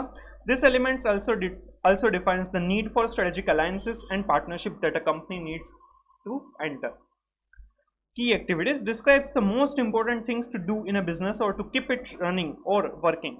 Here the need is to define whether the business is a manufacturing solution, production, supply chain partner, trade or only logistic partner or a problem solving service entity. की एक्टिविटीज क्या है, क्या ये प्रोडक्शन कर रही है, क्या ये सर्विसेज प्रोवाइड कर रही है, क्या ये चैनल पार्टनर है जो दूसरों को के गुड्स वगैरह है वो खुद परचेस करके आगे सेल करते हैं, होलसेलर वगैरह, कुछ डिस्ट्रीब्यूशन चैनल वगैरह. तो वो की एक्टिविटीज क्या है वो आइडेंटिफाई करना होगा. की activities become the basis for the determination of cost driver for absorbing the cost of supporting activities. की एक्टिविटीज क्या है, उस एक्टिविटीज के हिसाब से सपोर्ट कॉस्ट, ओवरहेड कॉस्ट है वो एब्जॉर्ब किए जाता है. एंड लास्ट कॉस्ट स्ट्रक्चर जो है includes expense to operate the business and perform activities, hosting partners and owning the resources. Partners को रखना, एक्टिविटीज परफॉर्म करना और रिसोर्सेज को ओन करने के लिए एक्सपेंसेस होंगे, कॉस्ट होंगे. तो वो कॉस्ट क्या है वो जानना होगा. Here the active role of the management accountant comes into play in determining the cost structure and evaluating the scope as well as the scale of economics. What are the most important costs that require management? What are the most expensive resources that require control? Cost कहाँ पर सबसे ज्यादा होता है, कितना cost होता है जिसको मैनेज करना जरूरी है, किस कॉस्ट को इंपॉर्टेंट बनता है मैनेजमेंट के हिसाब से जिसको मैनेज करना चाहिए, राइट. कौन से ऐसे रिसोर्सेज है जहां पर सबसे ज्यादा कॉस्ट किया जाता है, तो वो सारी चीजें डिटरमाइन की जाएगी. How to draw business model canvas. जो ये हमने कैनवास में 9 एक्टिविटीज देखी उसको किस तरह से बनाया जाएगा वो हमें यहाँ पर बताया गया है. By answering the questions written next to each element, a business can draw its business model on a single piece of paper irrespective of whether it is a mere startup or a grand old company. चाहे वो कितनी भी बड़ी company हो, startup हो या बहुत ही पुरानी कंपनी हो, वो एक ही पेज में इस तरह से बिजनेस कैनवास मॉडल बना सकती है. यहाँ पर कुछ क्वेश्चंस दिए हैं, उस क्वेश्चन का जो आंसर होगा वो बिजनेस कैनवास मॉडल आपका बन जाएगा. जैसे कि सबसे पहला पॉइंट हमने समझा था कस्टमर सेगमेंट्स, राइट. कस्टमर्स कौन से हम, who are the customers, customers कौन है वो हम लिख देंगे यहाँ पर. कस्टमर सेगमेंट्स क्या है तो वो हमारा एक एलिमेंट बन जाएगा. What do they think, see, feel, do, वो क्या करते हैं, क्या सोचते हैं, किस तरह से काम करते हैं, क्या फील करते हैं, वो हमें यहाँ पर मेंशन करना है. तो हमारे लिए कौन सा कस्टमर्स के ऊपर फोकस करना है वो हमें पता चलेगा. फॉर एग्जाम्पल अगर मैं ये मेरी यूट्यूब चैनल है उसके बारे में ये पूरा कैनवास मॉडल अगर बना तो कस्टमर सेगमेंट्स यहाँ पर कौन है, सीए स्टूडेंट्स है, राइट. वो क्या सोचते हैं, बस पढ़ाई के बारे में सोचते हैं, राइट. उसके लिए एंटरटेनमेंट आर्टिकलशिप में ही जो मजा करते हैं वही उसके लिए कॉलेज लाइफ वगैरह है. तो ये सीए स्टूडेंट्स है मेरे लिए, राइट. वो पढ़ाई के बारे में सबसे ज्यादा सोचता है. सेकंड है value proposition. What's compelling about the proposition, why do customers buy or use. क्या वैल्यू क्रिएट करते हैं कस्टमर्स, ये क्यों परचेस करेंगे, क्यों ये यूज करेंगे, राइट. तो वो वैल्यू प्रोपोजिशन है, क्या वैल्यू कस्टमर्स को मिलती है इस बिजनेस को, राइट. तो अगर मेरी चैनल के बारे में बात करें तो ये लेक्चर्स देखेंगे तो मैं गेट गुड मार्क्स, राइट, पास हो सकते हैं. तो जो उनको एजुकेशन में जो भी उनको डिग्री चाहिए, सीए में पास होना है तो उसके लिए हेल्पफुल हो सकता है. पासिंग के लिए, सक्सेस के लिए नेसेसरी हो सकता है, वैल्यू क्रिएट हो सकता है. कॉन्सेप्ट समझ में आते हैं, अच्छे से पढ़ते हैं, पास होने के लिए हेल्पफुल हो सकता है. तो ये वैल्यू प्रोपोजिशन है. Third, channels. How are these propositions promoted, sold and delivered? Why is it working? Channels क्या है, किस तरीके से ये जो भी प्रोडक्ट या सर्विसेज है वो पास ऑन किया जाता है, राइट. क्या वो वर्किंग है या नहीं, इस तरह से सेल किया जाता है या नहीं, राइट. तो वो बराबर है या नहीं वो सब कुछ यहाँ पर मेंशन किया जाएगा. मेरे केस में ये जो लेक्चर्स है वो किस तरह से आपको मिलते हैं, थ्रू यूट्यूब. तो यूट्यूब है वो चैनल पार्टनर है, चैनल है जिस तरीके से मैं आपको पढ़ा सकता हूँ. Fourth, customer relationship. How do you interact with the customer through out their journey. Business में आप किस तरह से कस्टमर से कम्युनिकेट करते हैं, उनके साथ रिलेशन मेंटेन करते हैं, किस तरह से कस्टमर को एक्वायर करते हैं, मेंटेन करते हैं और ग्रो करते हैं, राइट. फॉर एग्जांपल मेरे केस में क्या होगा कि मैंने आपको शायद सोशल मीडिया थ्रू पता चला, व्हाट्सएप थ्रू या इंस्टाग्राम थ्रू या लिंक्डइन थ्रू, तो वो कस्टमर एक्विजिशन था. फिर आपको अगर कुछ भी डाउट है तो आप कमेंट कर सकते हैं, मैं आपको कमेंट में रिप्लाई करूंगा. तो रिप्लाई से क्या होगा, मेंटेन किए जाएंगे. और अगर आपको ये अच्छे लगेंगे, यार ये वीडियोस आपको लिए हेल्पफुल होंगे तो आप आगे शेयर भी करेंगे. तो ये कस्टमर रिलेशनशिप हो जाएगा, राइट, मेरे चैनल के केस में. फिफ्थ है revenue streams. How does the business earn revenue from the value proposition. किस तरह से बिजनेस है वो रेवेन्यू अर्न करता है, क्या क्या स्ट्रीम्स है, क्या क्या चैनल्स है. मेरे केस में क्या होगा कि एडवर्टाइजमेंट से, प्रीमियम सर्विसेज से, यूट्यूब जिस तरह से कमाता है उसी में से मुझे मिलेगा. तो यूट्यूब के जो प्रीमियम रेवेन्यू सोर्सेज है तो वहां से मुझे भी रेवेन्यू स्ट्रीम्स मेरे लिए भी हो जाएगी.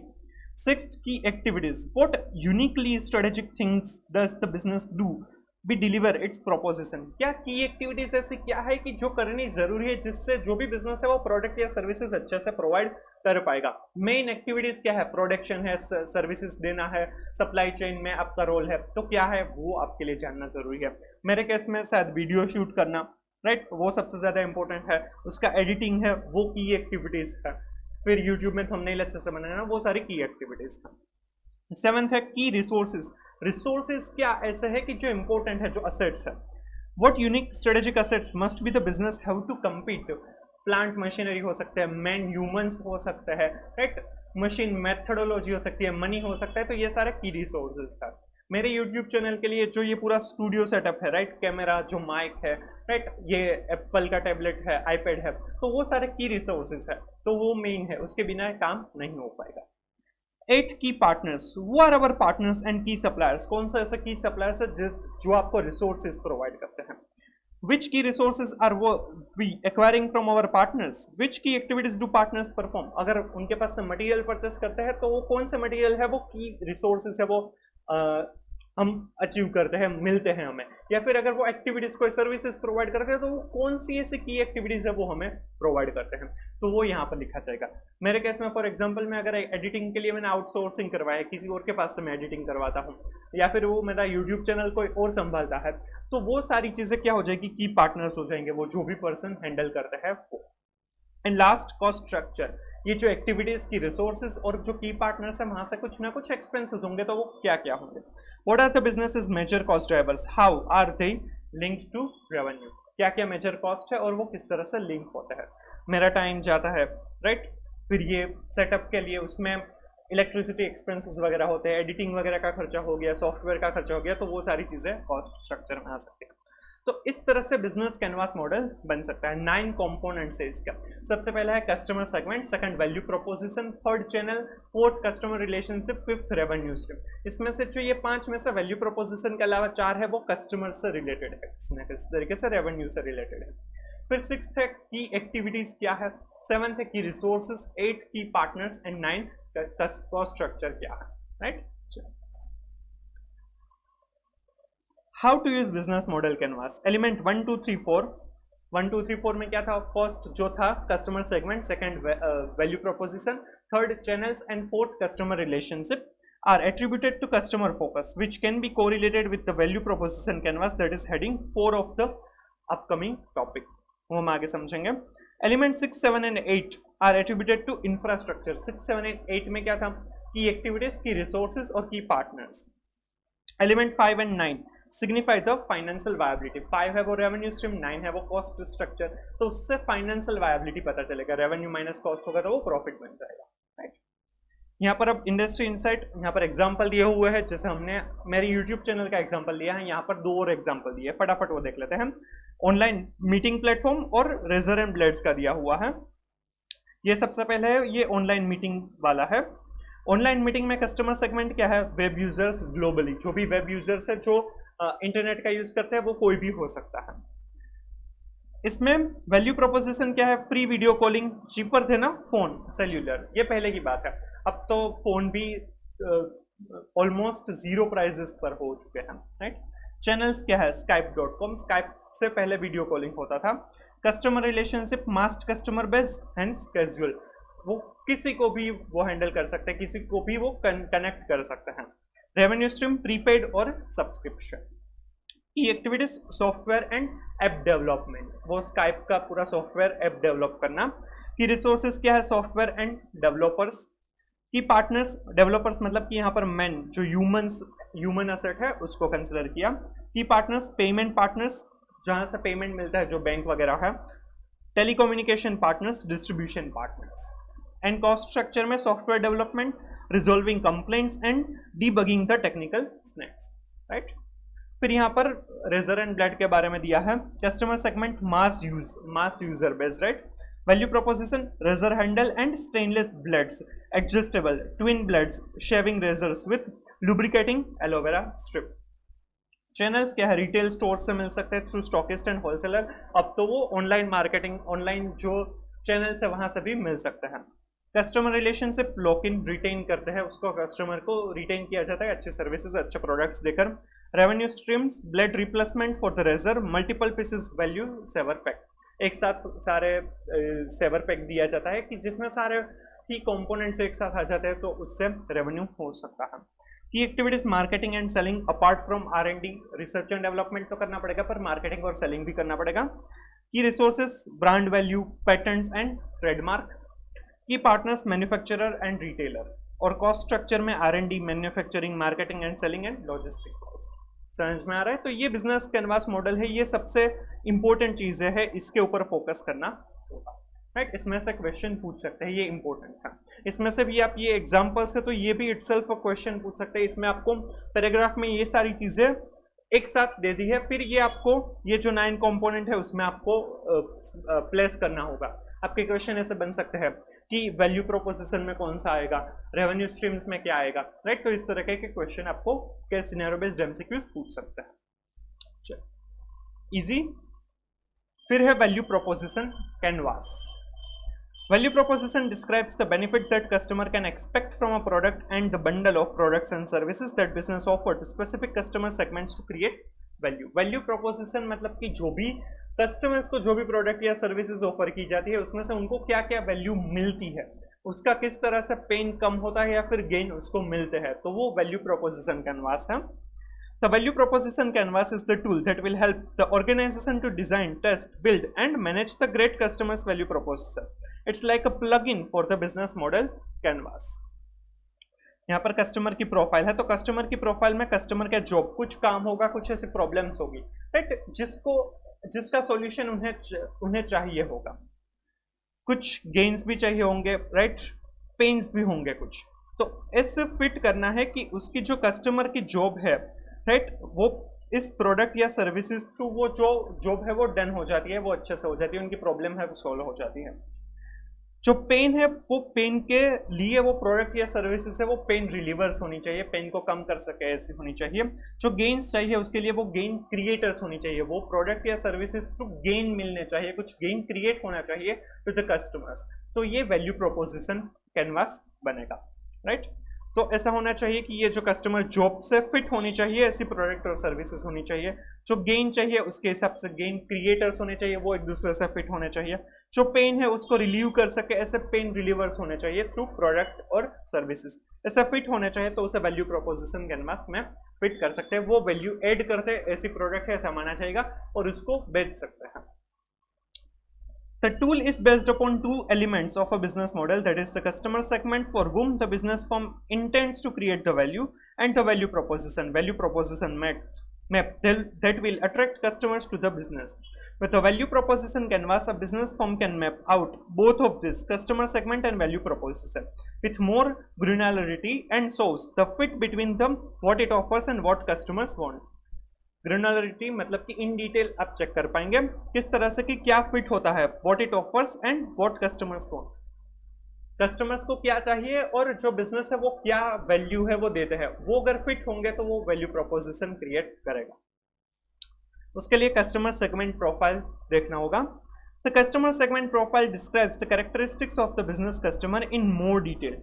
The profile is composed on 3 elements. First, the jobs, termed as a customer jobs, that customers are trying to get done in their service or product. सबसे पहले कस्टमर की जॉब मतलब कि कस्टमर को क्या काम करवाना है थ्रू दैट प्रोडक्ट और सर्विसेज, क्या काम हो रहा है। Second, that related pains, that is aspects outlining the negative aspect that customers hate or like to avoid. ऐसी कौन सी चीजें हैं जो कस्टमर्स को नहीं चाहिए, उनको हेट करते हैं या फिर वो उनको अवॉइड करने की ट्राई करते हैं, that are the pains.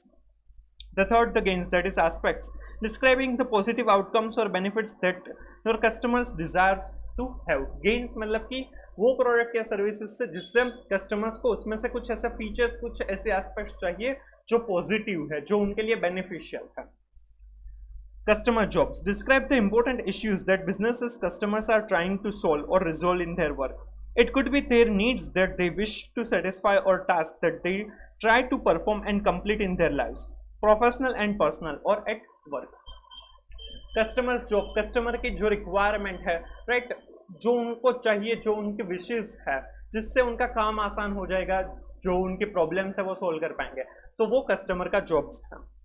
For example, matrimonial services, legal advice, a specially designed suit for an internationally recognized player, construction of the house, safety, look and comfort can be major concerns, ordering food with specification, face mask और PPE kit to protect from specific viruses, etc. तो ये सारी customer की job है, उसके लिए कोई ना कोई प्रोडक्ट, कोई ना कोई सर्विसेज है. Mind it. Customers include industrial customers and jobs can be have functional, social or emotional, personal intent, etc. Some jobs may be crucial to customers while other may be trivial. कुछ jobs है वो काफी important है, कुछ trivial मतलब कि unimportant है, not so important, immaterial है. To illustrate, an e-vehicle manufacturer seeking specially designed assembly from its vendor for electronic vehicle message over the birthday cake order and the seasoning or toppings of pizza you just ordered are crucial aspects. ये सारी crucial aspects हैं, ये सारी job आपको चाहिए, वो product या services आपको provide की जाती हैं. Pains and gains. Pains describe anything that annoys the customer before, during or after getting a job done. This could be unwanted cost, situation, negative emotion or even risk. Obviously, some of the customer's pain will be severe while others are mild. जो भी pains आपको before product, after product या फिर during the product या फिर services है वो मिलते हैं, वो pains है जो आपको नहीं चाहिए, जो cost है, जो भी नुकसान उससे होता है, वो पेन्स सीवियर भी हो सकते हैं, कुछ इतने इंपॉर्टेंट नहीं होंगे, कुछ कम भी हो सकता है. Gains describe the outcome or benefit that the customer requires, expects or desires, as well as complementary benefit that he does not expect but will be excited about or surprised by if he gets it. Gains है वो मिलेंगे तो वो ज्यादा खुश होगा, जरूरी नहीं है कि वो मिलने ही जाए, बट वो अगर मिलेंगे तो वो ज्यादा सेटिस्फाई होगा. That are the gains. This includes things like functional utilities, social gains, positive emotion and cost savings. Obviously, some of the benefits will be more relevant to customers than others. These three elements of the profile describe the customer characteristics that you can observe in the market. A clear and concrete description of pains and gains is essential key to offer a better value proposition. To clearly differentiate jobs, pains and gains, describe them concretely as possible. For example, when a customer says waiting in line was a waste of time, ask after how many minutes exactly it began to feel like wasted time. क्या job है, क्या pen है और क्या gain है, उसको properly define करना होगा. अगर कस्टमर ऐसा बोलता है कि वेटिंग राइट वो बहुत ही पेनफुल है, वेस्टेज ऑफ टाइम है, तो उनको पूछना होगा कि आप कितनी मिनट तक आप वेट कर सकते हैं, उसके बाद आपके लिए ऐसा लगता है कि ये वेस्टफुल था. That way you can write wasting more than X minutes in minutes standing in line. इतनी मिनट के बाद वो वेस्टफुल है, तब तक वो वेट करना वर्थ ही है. When you understand how exactly customer measure pain severity, you can design better pain relievers in your value proposition. Ranking jobs, pains and gains is essential. Although individual customer preferences vary, you need to get sense of customer priorities. कौन सी job करवानी है, कौन सा pen है आपके लिए, कौन सा गेन है, वो प्रायोरिटाइज करना होगा कि सबसे पहले किसके ऊपर फोकस करना है, कौन सा एसेंशियल्स है. बट वो पर्सन टू पर्सन चेंज हो सकते हैं, बट फिर भी कस्टमर के जो नॉर्मली जनरली जो रिक्वायरमेंट है उस हिसाब से ये कंसिडर किया जाएगा. Investigate which jobs the majority consider important or insignificant. Find out which pains they find extreme versus merely moderate. Learn which gains they find essential and which are simply nice to have. Ranking jobs, pains and gains is essential in order to design value propositions that address things customers really care about. Of course, it's difficult to unearth what really matters to customers, but your understanding will improve with every customer interaction and experiment. सारे ही चीज़ों को address करना possible नहीं हो पाएगा, but जितना भी कर पाएंगे कस्टमर्स ज़्यादा सेटिस्फाइड हो पाएंगे. It doesn't matter if you start out with a ranking that is based on what you think is important to your potential customers, as long as you strive to best that ranking until it truly reflects priorities from the customer's perspective. आपको experiment करते रहना होगा. आपको जो भी लग रहा है कि ये कस्टमर्स के लिए, इन जनरल पब्लिक के लिए ज़्यादा इंपॉर्टेंट है, तो उसके ऊपर फोकस करना चाहिए, रादर देन इंडिविजुअल कस्टमर्स या फिर क्या सेगमेंट सोचता है. आपके हिसाब से जो सही लग रहा है उस हिसाब से आप चलते जाएं. फॉर एग्जांपल, मैंने ये लेक्चर स्टार्ट किया फ्रॉम ICI मॉडल, राइट. हो सकता है कि आपकी रिक्वायरमेंट सिर्फ रिवीजन की हो, मैं यहाँ पर आपको सारे कॉन्सेप्ट समझा रहा हूँ, डिपेंड्स, राइट. मुझे लग रहा है कि पेन ये है कि आपको ये सब्जेक्ट अच्छे से समझ में नहीं आ रहा है, वो सोचकर मैं ये पेन डिलीवर के हिसाब से मैं ये लेक्चर्स आपको डिलीवर कर रहा हूँ. इसके साथ मैं क्वेश्चन भी सोल्व करवा रहा हूँ. शायद ये हो सकता है कि आपके लिए गेन है, मिला तो आप खुश है, नहीं मिला तो फिर ठीक है हम कर लेते खुद, पर कहीं पर डाउट होता तो वो सोल्व करने के लिए ये वीडियो शायद हेल्पफुल हो सके। तो मेरे हिसाब से आईसीआई मॉड्यूल में से सारे कॉन्सेप्ट करवाना इज प्रायोरिटी और उसी सीक्वेंस में जाना चाहिए, और साथ साथ में क्वेश्चंस भी करवाना चाहिए। तो मैंने ये पेन और ये गेन को प्रायोरिटाइज किया है, उस हिसाब से मैं ये जो लेक्चर्स है वो सबमिट कर रहा हूँ, अपलोड कर रहा हूँ। तो वो पेन और गेन है जो मेरे कस्टमर्स को मुझे लग रहा है कि पहले प्रायोरिटाइज करने चाहिए। हो सकता है कि आपका जो पॉइंट ऑफ व्यू है वो अलग भी हो, वो शायद जब भी मुझे पता चलेगा, अगर वो जनरल पब्लिक में ज्यादा होगा, सभी की रिक्वायरमेंट उसी हिसाब से होगी, तो शायद जो वीडियो की प्रायोरिटीज है वो चेंज भी हो सकती है, राइट। इसी तरीके से बिजनेस भी वर्क करता है कि जो उनको पहले लगता है उस हिसाब से वो कस्टमर्स को प्रोडक्ट्स या फिर सर्विसेज प्रोवाइड करता है, फिर जो कस्टमर्स की रिक्वायरमेंट है उस हिसाब से उसमें चेंजेस भी आते रहेंगे, right. Value proposition map. A value proposition map describes the features of a business value proposition that it has designed to address its customers' job through products and services, pains through pain relievers, and gains through gain creators. Hence, a value proposition map is composed to three elements. Firstly, the product and services around which your value proposition is built. Secondly, the pain relievers and outline how the business products and services elevate the customer's pains. Thirdly, the gain creators describe the positive outcome and benefit that businesses products और services create for your customers, right. जो हमने value proposition map देखा था, तो उस हिसाब से क्या प्रोडक्ट्स और सर्विसेज है, क्या पेन के सामने पेन रिलीवर्स और क्या गेन के सामने गेन क्रिएटर्स है। Products and services outlines the bundle of products and services that the business is offering to its customers to help them get functional, social or emotional or personal job done and to address their pains and gains in the process. Various products और services provide करते हैं जिनसे जो customer की job है, जो उनकी requirement है वो फुलफिल हो पाए। Pen relievers explains how your products and services will alleviate specific customer pains before, while and after the customer tries to get their job done. Pain relievers show or highlight which of the all customers pains are addressed by the value proposition by either eliminating or reducing them. Pain reliever से वो किस तरह से जो customers के pen है after या फिर वो जो प्रोडक्ट का यूज करने के बाद या सर्विसेज का यूज करने के बाद उनके किस तरह से पेन कम होते हैं या फिर एलिमिनेट होते हैं, वो पेन रिलीवर्स होंगे। Gain creators describes how products and services offered by business create customer gains. Gains creators show which of all the customers' gains are addressed by the value proposition by creating benefits and outcomes. Can you list the elements that can contribute to customer value creation? Act as either pain reliever or gain creator. कौन से ऐसे elements हो सकते हैं जो pain reliever या फिर gain creators हो सकते हैं? तो यहाँ पर उसका लिस्ट है, तो वो समझते हैं। न्यूनेस, कुछ प्रोडक्ट्स नए हैं, इनोवेटिव है, जो आपकी कोई प्रॉब्लम्स है वो पहले सोल्व नहीं करता था, अब सोल्व कर रहा है, तो वो आपके लिए वैल्यू क्रिएट कर रहा है। Some value propositions satisfy an entirely new set of needs that customers previously did not perceive because there was no similar offering. पहले वो रिक्वायरमेंट नहीं थी, बट अब वो रिक्वायरमेंट हो गई है, वो अब आपकी लाइफ का पार्ट बन गया है, वो आपको जो जरूरी है वो ऐसे ऑफरिंग कर रहे हैं, तो वो आप यूज कर रहे हैं, वो इनोवेटिव है, इंपॉर्टेंट चीज है। Cell phones for instance created a whole and new industry around mobile telecommunication. पहले 10-15 साल पहले मोबाइल की इतनी रिक्वायरमेंट नहीं थी, बट अभी मोबाइल फोन के बिना कुछ काम नहीं होता। ये वीडियोस भी शायद आप मोबाइल फोन में ही देखते होंगे, राइट। तो वो वैल्यू क्रिएशन है, राइट। न्यूनेस, पहले जरूरत नहीं थी तब पढ़ लेते थे, तब कैसे भी करके टाइम पास कर लेते थे, राइट। सब कुछ हो जाता था बिना फोन के भी, बट अभी फोन के बिना कुछ नहीं होता है। परफॉर्मेंस, इंप्रूविंग प्रोडक्ट और service performance has traditionally been a common way to create value. Performance अच्छा हो रहा है, पहले जो जिस तरह से सर्विसेज देते थे या प्रोडक्ट है उससे परफॉर्मेंस बढ़ गया है, अच्छा दे रहा है, तो वो वैल्यू क्रिएट करता है, तो वो आप यूज करेंगे।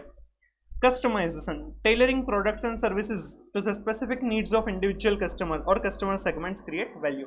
कस्टमाइजेशन है तो आपकी इच्छा के अनुसार वो प्रोडक्ट या सर्विसेज आपको मिल जाएगी, तो जितना कस्टमाइजेशन है वो कस्टमर्स है वो ज्यादा सेटिस्फाई हो सकता है। Design, a product may stand out because of their superior design. Design is a major element in determining the cost. Design not only the product but also the process and service through which the product is manufactured and sold. Design क्या है, design कैसी है, उसके basis पर भी value creation होता है, right. Brand और status, customer may find value in the simple act of using and displaying a specific brand. Apple, वो तो दिखाने के लिए ही most of the person use करते हैं, तो ब्रांड को दिखाना भी एक वैल्यू क्रिएशन ही है, right. Price, offering similar value at a lower price is a common way to satisfy the need of price sensitive customer segments. Price कितनी है, वो जितनी कम होगी वो ज्यादा कस्टमर्स को अपने आप और खींच सकते हैं. जो प्राइस सेंसिटिव कस्टमर है उनके लिए वैल्यू कैसे क्रिएट किया जा सकता है, एट लोएस्ट और lower prices.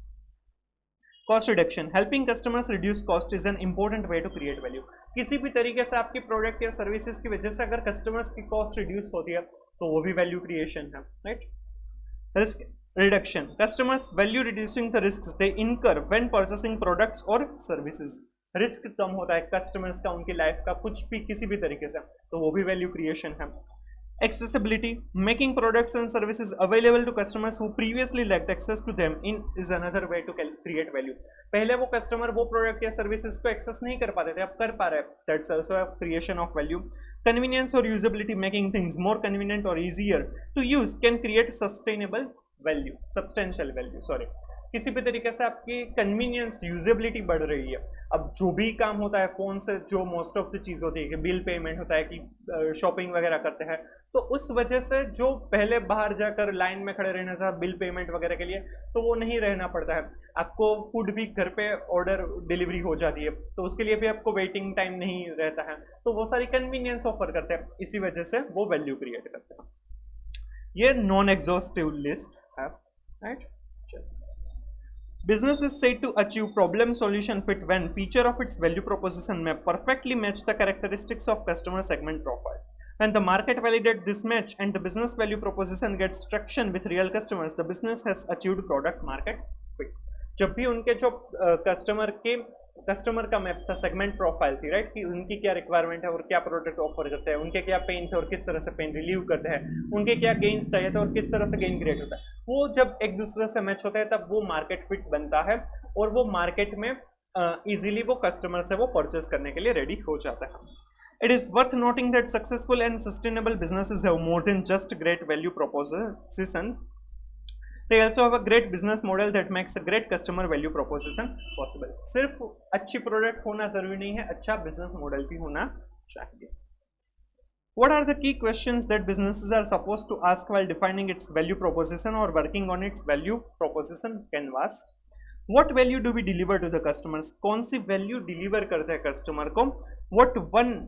Which one of our customers problem are we helping to solve? कौन सी प्रॉब्लम सॉल्व हो रही है, क्योंकि प्रॉब्लम सॉल्व होगी तभी कस्टमर्स उसको किसी ना किसी तरीके से परचेस करने के लिए वो रेडी होगा. पहले कौन से वैल्यू क्रिएट करते हैं, कौन से प्रॉब्लम सॉल्व करते हैं. Which job are we helping the customer to get done? कौन सी जॉब करने के लिए हम हेल्पफुल होते हैं, हेल्प करते हैं. Customers needs are we satisfying, क्या हम कस्टमर्स की नीड को सेटिस्फाई करते हैं, कौन से कस्टमर की नीड को सेटिस्फाई करते हैं. What bundles of product and services are we offering to each customer segments? Customers के सेगमेंट के हिसाब से कौन से प्रोडक्ट और सर्विसेज बेचे जाते हैं, कैसे वैल्यू ऐड करते हैं, क्या वैल्यू ऐड करते हैं, राइट. सेकंड, कस्टमर की कौन सी प्रॉब्लम सॉल्व की जाती है, कौन सी जॉब में ये प्रोडक्ट या सर्विसेज हेल्पफुल है. कस्टमर की जो नीड्स है उसको किस तरह से सेटिस्फाई किया जाता है और किस तरह से कस्टमर सेगमेंट में हम कौन से प्रोडक्ट और सर्विसेज को बेचते हैं. ये 5 क्वेश्चंस आपको पूछने हैं before value proposition map. To conclude, the value proposition canvas has 2 sides. With the customer profit, business can have a clear understanding of customer character. With the value map, business describes how it intends to create value for that customer. Business achieve fit between the two when one meets the other. Simple. तो ये हमारा जो second component था इस chapter का, organisational context, वो हमने समझा. होपफुली आपको अच्छे से समझ में आ गया होगा. इससे रिलेटेड जो अभी हमने ये वैल्यू कैनवास प्रोपोजिशन वाला देखा, राइट, उसके बेसिस पर एक क्वेश्चन दिया हुआ है, तो वो हम देखते हैं. टेस्ट योर नॉलेज में एक क्वेश्चन दिया हुआ है, पेज नंबर 1.66 पर है. Test your knowledge caselet based MCQs. Caselet मतलब कि कैश सिनेरियो बेस्ड एमसीक्यूज जो है. Caselet on strategic fit, value propositions of a multinational automotive company that is engaged in design and manufacture electric vehicles. In electronic vehicle segment, 4-wheelers, there are many players who are trying to meet different requirements of their customers, including personal mobility, regular long distance trips, and be different from others within the offering. But an emerging multinational automotive company that is engaged in designs and manufacture electric vehicle is leading to that chart. बहुत सारी company है जो electronic vehicle में compete करना चाहते हैं, अपने customers को ज़्यादा सेल करना चाहते हैं, बट उसमें एक जो मल्टीनेशनल ऑटोमोटिव कंपनी है वो सबसे ज़्यादा है, वो चार्ट में सबसे ऊपर है, right. In 2008, such multinational automobile company released its first electric car, the Speed. 2008 में उन्होंने अपनी सबसे पहली कार द स्पीड लॉन्च की थी. The speed was the first car to the lithium-ion battery cells and the first electronic car to travel more than 320 kilometers, 200 miles per charge. Such multinational automotive company aims to create more affordable electronic car options to attract a broader customer base.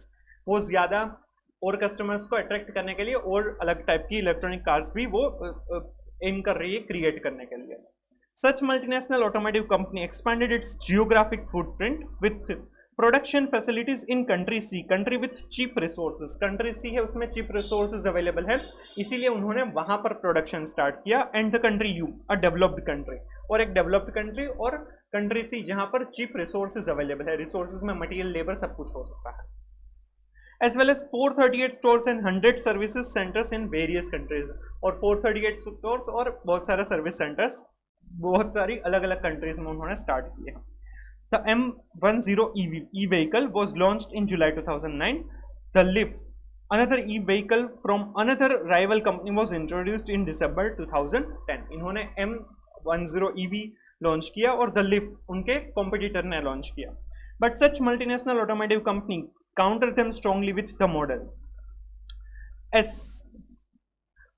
ये जो company उन्होंने model S launch किया on June 22, 2012, and the first delivery to retail customer in Europe took place on 7th August 2013, while deliveries in country C began on 22 April 2014. The next model was the Model X, launched in 2015. Then such multinational automotive company launched Model 3 in mid 2017. मतलब उन्होंने पहले model S, फिर model X और model 3 launch किया. The sale of such Model 3 surpassed the sale of the Leaf in early 2020 and become the world's best selling electronic car ever. वो जो model model 3 उन्होंने launch किया था, वो सबसे ज़्यादा मॉडल्स लॉन्च होने वाले सबसे ज़्यादा बेस्ट सेलिंग इलेक्ट्रॉनिक कार बन गई, with more than 5 lakh total units sold by March 2020. However, the Model Y, such multinational automotive company, is the best-selling electronic vehicle in terms of yearly units. Such multinational automotive company also became the first automobile manufacturer to produce 1 million electronic cars in March 2020. Global sales of Model 3 passed the 1 million milestone in June 2021. The first electronic car models do. पहली बार किसी ने 1 million electronic vehicle से वो cell किए model, एक ही model का, right. While the Leaf achieved the milestone of 5 lakh units sold globally in early December 2020, 10 years after its inception. पर ये जो दूसरी कंपनी है जिन्होंने The Leaf लॉन्च किया था, उन्होंने 10 साल के बाद वो जो 5 लाख यूनिट्स सेल करने वाला रिकॉर्ड अचीव किया. Country C is a larger consumer of e-vehicles with total 78,42,668 light-duty plug-in electronic vehicles on road at end of 2021, and nearly 15% of new vehicles sold during 2021 were electric vehicle there. तो country C में popular तो है electronic vehicle से, वो popular है वहां पर. There is a clear division between the opinions of industry experts. Larger chunk of expert feels a strategic between value map and customer profile is the reason of superior performance by such multinational automotive company, while some other feels first mover advantage is the reason. कुछ strategist ऐसा सोचते हैं कि जो value map proposition वाला जो हमने आगे देखा, उस हिसाब से उन्होंने सुपीरियर परफॉर्मेंस अचीव किया है. वो मैप कस्टमर की जो रिक्वायरमेंट थी और जो वैल्यू प्रोपोर्शनेट था वो मैच हो रहा है, इस वजह से सुपीरियर परफॉर्मेंस है. जबकि कुछ मानते हैं कि उनको फर्स्ट मूवर पायोनियर है, इसीलिए उनको ये एडवांटेज मिला हुआ है. You are after qualifying CA recently joined a consulting firm that has undertaken the task to study the value proposition of such multinational automotive company. Team of consultants list the pains, gains and pain relievers and gain creators. List was given to computer operator for digitization and circularization among all consultants who are working on this, but operator jumbled the list as. यहाँ पर उनको pen relievers, gain और gain creators का पूरा list दिया था, but जो operator था उन्होंने ये पूरा जम्बल्ड कर दिया है. तो अब हमें ये देखना है कि कौन से पेन है, कौन से गेन है, कौन से गेन क्रिएटर्स और कौन से पेन रिलीवर्स है. राइट। उसी के बेसिस पर आपको एमसीक्यूज दिए हुए हैं। तो यहाँ पर लिस्ट दिया हुआ है, 12 पॉइंट्स आपको दिए हैं। ये हमें डिसाइड करना है कि whether it is a pain gain creators और pain relievers. Growing network of charging points, brand recognition, slow charging, 8 years battery warranty, durable battery lifetime, insufficient number of charging points, reputable brand, developed interior ergonomics, ergonomics मतलब कि जो interior design, interior engine part है उसका, दूसरे जो parts है automobile के, vehicle के, राइट, अंदर का जो पूरा इंटीरियर है वो, self driving option, lack of luggage space, interior ergonomics, 75 minutes to charge, 100% with supercharging stations. अब यहाँ पर आपको ये डिटरमाइन करना है what are the gain creators and pain relievers. अब growing network of charging points, और यहाँ पर आपको देखने को मिलेगा insufficient number of charging points. Insufficient number of charging point, ये जो 6th पॉइंट है वो क्या है, पेन है। तो यहाँ पर growing network of charging points क्या हो जाएगा, पेन रिलीवर। पेन है तो उसके सामने पेन रिलीवर होगा। फिर आपको क्या पता चल रहा है, यहाँ पर है slow charging, slow charging is a pain. तो यहाँ पर 12th पॉइंट क्या है, 75 minutes to charge 100% with super charging station, that is pain reliever, right. अब इस तरह से करते जाएंगे तो पता चलता जाएगा। फिर यहाँ पर lack of luggage space, that is pain, right, lack of luggage space. तो यहाँ पर है डेवलप्ड इंटीरियर ergonomics, इंटीरियर है वो अच्छा बनाया गया, that is pain reliever, right. फिर है ये ब्रांड रिकॉग्निशन, ब्रांड रिकॉग्निशन, अगर ब्रांड रिकॉग्नाइज्ड ब्रांड होगी तो वो हमारे लिए अच्छा है, तो वो गेन है। 8 इयर्स बैटरी वारंटी, अगर आपको कोई प्रोडक्ट में 8 इयर्स की बैटरी वारंटी मिलेगी तो वो गेन क्रिएट हो चुका, right. Durable battery life time अच्छी होनी चाहिए, that is you require, right, वो गेन है आपके लिए। Reputable brand, brand recognition, that is gain, तो रेप्यूटेबल ब्रांड अगर मिल जाए that is gain creator.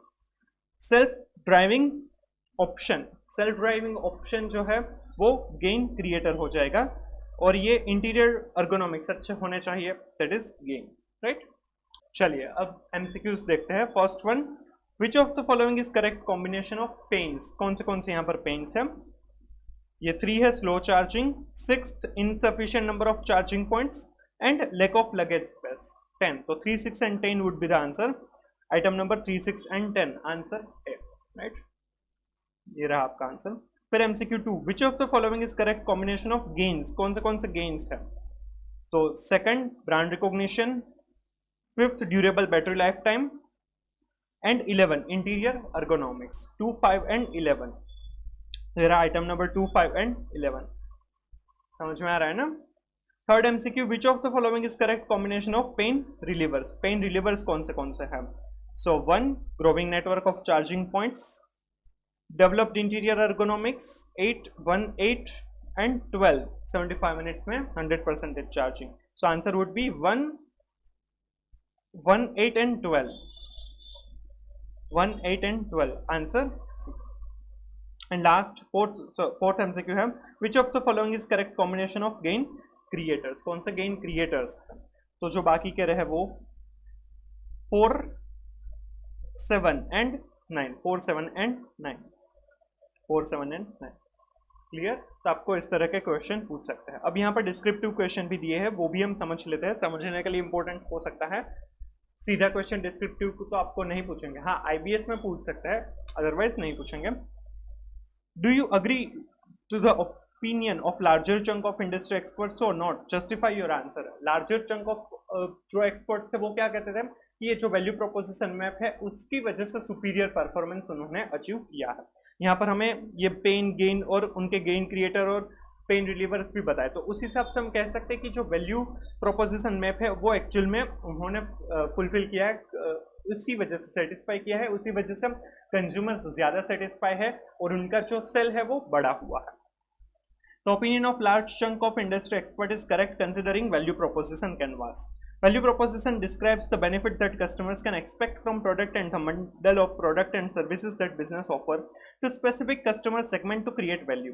Therefore, value proposition canvas is the tool that will help the organization to design, test, build and manage the great customer value propositions. Right? ये जो हमने आगे पूरा ये canvas समझा वहाँ पर ये cover up होता था। Value proposition canvas has two sides. With the customer profile, business can have clear understanding of customer character. With the value map, business describes how it intends to create value for that customer. Business achieve fit between the two when one meets the other. यहाँ पर आपको ये पूरा draw करके भी दिखाया है. Customer profile के अंदर कस्टमर जॉब गेन्स और पेन्स आते हैं. वैल्यू मैप के अंदर प्रोडक्ट एंड सर्विसेज जो कस्टमर के जॉब के हिसाब से हम गेन है वो गेन क्रिएटर उससे गेन क्रिएट होना चाहिए और पेन को रिलीव होना चाहिए. ये जब फिट होंगे तभी वो प्रोडक्ट है वो मार्केट फिट होगा और सेल ज्यादा होगा. यहाँ पर हमें वैल्यू प्रोपोजिशन कैनवास दिखाया मल्टीनेशनल ऑटोमोटिव कंपनी का. उसमें वैल्यू मैप और कस्टमर प्रोफाइल दिया. वैल्यू मैप कस्टमर की जॉब्स उसमें देखिए सबसे पहले ये जो क्वेश्चन स्टार्ट हुआ था ना तभी हमें ये बताया गया था कि कस्टमर्स की क्या रिक्वायरमेंट होती है. कस्टमर्स इंक्लूडिंग ये जो सबसे पहला पैराग्राफ है कि different requirements of the customer including personal mobility चाहिए, regular long distance trips and different from others अलग होना चाहिए. तो ये कस्टमर की रिक्वायरमेंट थी और उसी हिसाब से उन्होंने 3 मॉडल बनाए. मॉडल एक्स है, मॉडल एस है और मॉडल 3 उन्होंने बनाया जो उनके लिए प्रोडक्ट या फिर सर्विसेज बन गया. राइट. तो ये कस्टमर की jobs personal mobility, regular long distance trips and by different from others. उसी के लिए उन्होंने ये 3 प्रोडक्ट्स लॉन्च किए. उनके 3 पेन्स क्या थे? Insufficient number of charging points, lack of luggage space and slow charging. तो उसी के हिसाब से उन्होंने पेन डिलीवर्स किया था. Right. Insufficient number of charging points था तो growing network of charging points. Lack of luggage space था तो डेवलप्ड इंटीरियर अर्गोनॉमिक्स, उस वजह से लगेज स्पेस सॉल्व हो जाएगा. एंड जो स्लो चार्जिंग था तो 75 मिनट्स में 100% चार्जिंग पेन डिलीवर बन जाएगा. गेन्स क्या चाहिए थे? Durable battery life time, brand recognition and interior ergonomics. तो उसीलिए गेन क्रिएटर्स क्या बने? ड्यूरेबल बैटरी लाइफ टाइम के लिए 8 इयर्स की बैटरी वारंटी मिल गई. ब्रांड रिकॉग्निशन तो रेप्यूटेबल ब्रांड बन गई है और इंटीरियर अर्गोनॉमिक्स के लिए सेल्फ ड्राइविंग का ऑप्शन मिला हुआ है. तो ये फिट होता है और इसी वजह से इनका सेल है वो बढ़ रहा है. तो जो ये पूरा कैनवास है राइट, वैल्यू प्रोपोजिशन कैनवास, तो वो उसी वजह से सुपीरियर परफॉर्मेंस दे रहे हैं. Right. Business is late to achieve a problem solution fit when the feature of business value proposition map perfectly match the characteristics of your customer segment profile. When the market validates this match and business value proposition gets traction with real customers, business achieve the product market fit. The value proposition canvas drawn above shows fit, problem solution as well as product market exist. Hence, opinion of the large chunk of expert is factually correct. Right. फिर दूसरा question है how establishing manufacturing in country C helps such multinational automotive to do better in primary activities of the value chain. Country C के अंदर उन्होंने अपना production start किया है तो वहां पर वो वैल्यू चेन के हिसाब से प्राइमरी एक्टिविटीज वहां पर करना, मैन्युफैक्चरिंग वहां पर करना, वो किस तरह से बेटर है. वैल्यू चेन एनालिसिस हमने समझा था तो उसमें प्राइमरी एक्टिविटीज क्या? 5 प्राइमरी एक्टिविटीज थी. राइट. इनबाउंड लॉजिस्टिक्स, राइट, जिसमें गुड्स जो रॉ मटेरियल आते हैं उनका स्टोरेज, उनको हैंडल करना, वो सब कुछ. दूसरा ऑपरेशंस जहां पर मैन्युफैक्चरिंग प्रोसेसिंग वगैरह होता है. थर्ड आउटबाउंड लॉजिस्टिक्स, मतलब कि जो कस्टमर्स को सेल करने के लिए डिस्ट्रीब्यूशन वगैरह करवाना. Fourth marketing and sales and fifth after sale services. यहाँ पर कंट्री सी के लिए हमने देखा था कि वहां पर चीपर रिसोर्सेज अवेलेबल है, मतलब कि जो इनबाउंड लॉजिस्टिक्स है वो आपके लिए बेनिफिशियल हो सकती है, उसमें वैल्यू क्रिएट हो सकता है, आपका उसमें पैसा बच सकता है. फिर आउटबाउंड लॉजिस्टिक्स के लिए भी इंपॉर्टेंट है क्योंकि यहाँ पर क्या हो जाएगा कि यहाँ पर बोला था कि कंट्री सी में ई व्हीकल्स की काफी डिमांड है, काफी रिक्वायरमेंट है, तो यहाँ पर आउटबाउंड लॉजिस्टिक्स के लिए भी काफी बेनिफिशियल हो सकता है. तो ये दोनों ही जो प्राइमरी एक्टिविटीज है यहाँ कंट्री सी के अंदर बेटर परफॉर्म कर सकते हैं. ये अच्छा क्वेश्चन है. इसमें से कुछ क्वेश्चन आपको आईबीएस में या फिर इसमें ये जो सेल्फ बेस्ड ऑनलाइन मॉड्यूल में भी क्वेश्चन बन सकते हैं इसमें से. Primary activities of the value chain consist of the inbound logistics, operations, outbound logistics, marketing, sales, and after sales services. Automobile industry use assemblies which are usually produced from countries with low cost model because such countries are capable of to produce these assemblies cheaply, substantially due to cheap labor rates. Such multinational automotive company is not an exception to this. Country C is one such country. Therefore, by establishing their operations in country C, such multinational automotive company is able to reduce inbound cost, also reduce cost of operation due to cheap labor rate. Moreover, country C is the largest market for e-vehicle. This not only reduce outbound logistic cost as well as easy and large market, hence marketing and sales also become easy. Further, the fact country C is growing market create a great source of value. Inbound logistics, operations, outbound logistics और marketing और sales यहाँ पर beneficial हो सकता है, वो value create करेगा. Hence, establishing operations in countries is beneficial to such multinational automotive company in generating same or higher value, perceived value by customer for its customer at lower cost level than earlier, therefore increasing margin. Simple, समझ में आ गया ना? ये अच्छा question था. इसमें से question इस तरीके के क्वेश्चन आपको पूछ सकते हैं, राइट? क्लियर? ये हमारा ऑर्गेनाइजेशनल कॉन्टेक्स्ट, और हमने ये जो टेस्ट योर नॉलेज में ये जो कैसलेट बेस्ड एमसीक्यू और डिस्क्रिप्टिव क्वेश्चन थे वो देखे, होपफुली आपको अच्छे से समझ में आ गए, राइट? ये हमारा पार्ट 3 था. क्लियर? अगर आपको ये वीडियो अच्छा लगा है तो please like and share the video, comment if you have any doubt, suggestion और reviews, and please subscribe the channel. Next हम आगे के जो पार्ट्स है वो कवर अप करेंगे, so stay tuned for that. Thank you so much.